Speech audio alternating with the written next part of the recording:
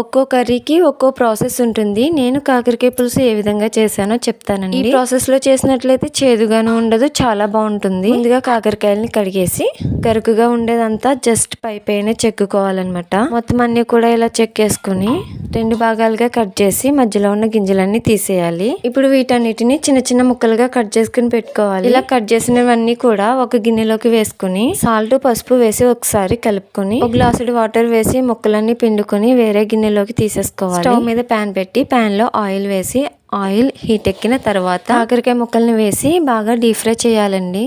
ఇలా బాగా ఫ్రై అయిన తర్వాత ఒక గిన్నెలోకి తీసేసుకుని అదే ఆయిల్లో ఉల్లిపాయ ముక్కలు, పచ్చిమిర్చి, టమాటా, కరివేపాకు వేసి ఇవన్నీ మగ్గిన తర్వాత వేయించుకున్న కాకరకాయ ముక్కల్ని వేసి ఉప్పు, పసుపు, కారం, ధనియాల పొడి ఇవన్నీ వేసి బాగా కలుపుకున్న తర్వాత తగినన్ని వాటర్ వేసి మరిగించుకుని వాటర్ మరిగిన తర్వాత చింతపండు పులుసును కూడా వేసి బెల్లం ముక్కను కూడా వేసి ఉడికించుకోవడమేనండి. Please like and subscribe. Bye by.